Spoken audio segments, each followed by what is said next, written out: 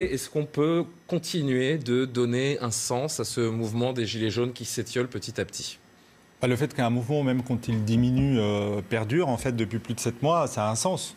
Ça a un sens et qui est celui d'une forme à la fois de mobilisation face au gouvernement, parce que les mots d'ordre qui continuent à être portés sont tout à fait clairs contre la politique gouvernementale, mais c'est aussi peut-être une forme... Ils font écho.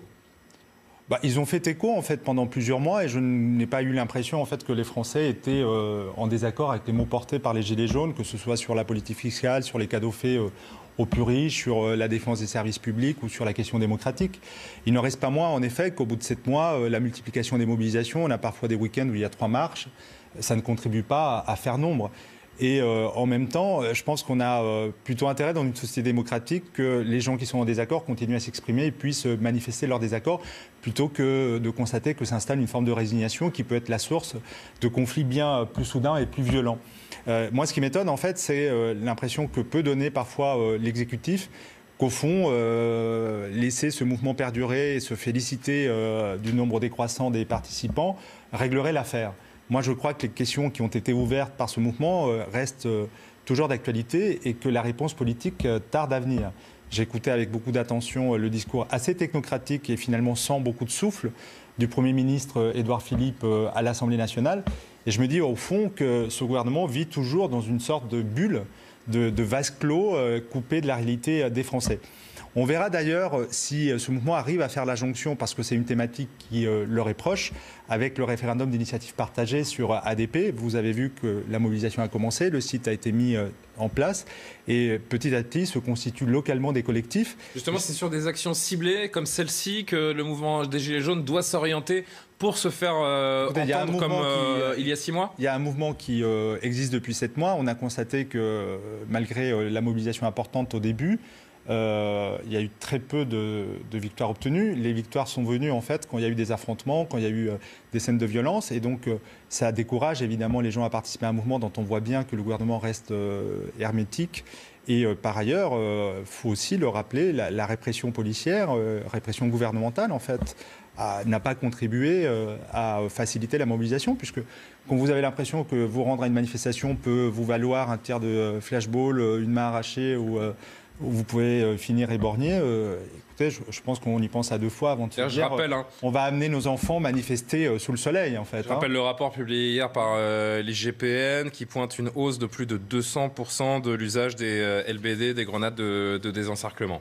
Et par ailleurs, même sur cette question-là, qui a été d'une grande acuité, qui a été au départ passée un peu sous silence par les grands médias, puisque c'est essentiellement grâce au travail d'un journaliste, David Dufresne, que la question est revenue sur le devant de la scène.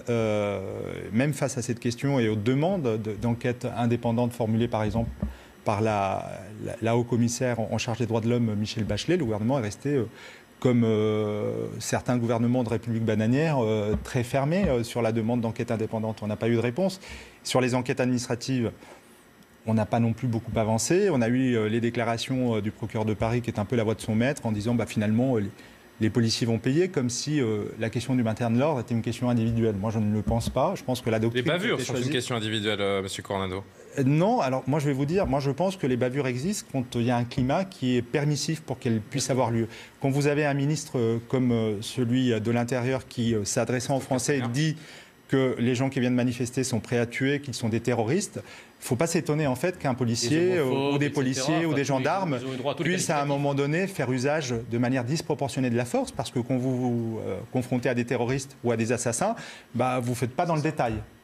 On parlait de cette cocotte minute, de cette bombe à retardement que devient finalement notre société et le mouvement des Gilets jaunes en particulier. C'est peut-être ça le plus grand danger. Oui, le mouvement s'étiole, mais il y a une grande partie de la population qui est résignée et qui pourrait de nouveau, alors qu'on voit cette évolution des différents sentiments de nos compatriotes, qui pourrait exploser de nouveau, Sergio Coronado. C'est l'enseignement, moi, je tire de 7 mois de mobilisation. C'est-à-dire que, comme je l'ai rappelé, les mots d'ordre qui ont été portés n'ont pas trouvé de traduction politique. D'ailleurs, au départ, peu trouvé d'écoute de la part de l'exécutif. Ils ont été reçus avec beaucoup de violence, de stigmatisation, de mise à l'index, en fait, de ces femmes et de ces hommes qui au fond protestaient parce qu'ils avaient une difficulté à joindre les deux bouts, parce qu'ils habitaient des territoires qui avaient été désertés par les services publics. Et puis le gouvernement, opération de communication après opération de communication, donne l'impression finalement que la crise est derrière lui. Le résultat des élections européennes qui ne montre pas ce qu'on veut bien nous dire. Moi, je trouve que le bloc abstentionniste dénote encore la profondeur de la crise démocratique et de représentation. Même s'il y a eu une hausse de la participation. Oui, mais la hausse... Alors, on a quand même une mémoire de moineau parfois quand on parle des élections européennes. Excusez-moi, mais quand le scrutin était un scrutin national, la participation était plus grande. Et ce qui a fait vraiment baisser, en fait, la participation aux élections européennes, c'est le découpage en grandes régions où les gens ne savaient vraiment pas à quoi ça correspondait véritablement. C'était très artificiel. De 2009 à 2014, pas simplement. Et l'engagement, voilà, l'engagement en fait, l'engagement du président de la République a transformé cette élection en une sorte de référendum et a mobilisé une partie de l'électorat. Mais ces élections-là, d'abord, elles dénotent une sorte de découplage entre le monde institutionnel, la réalité électorale et le monde social, en fait, qui ne trouve pas de traduction en tant que telle, pas d'offre politique qui peut porter ce que le mouvement avait comme revendication, et un exécutif qui finalement, toujours avec une espèce d'indifférence ou d'oreille très très sourde à la réalité sociale de ce pays, finalement se contente par des mesures très technocratiques, de tenter de tourner la page. Et moi, je crois que ça contribue à la résignation. Ça contribue en fait à une forme de découragement démocratique quand les Français, quand nos concitoyens ne trouvent pas de traduction politique, pas d'offre politique qui correspond à leurs aspirations. Le monde a horreur du vide, donc il se tourne vers des solutions différentes et parfois plus extrêmes. Voilà.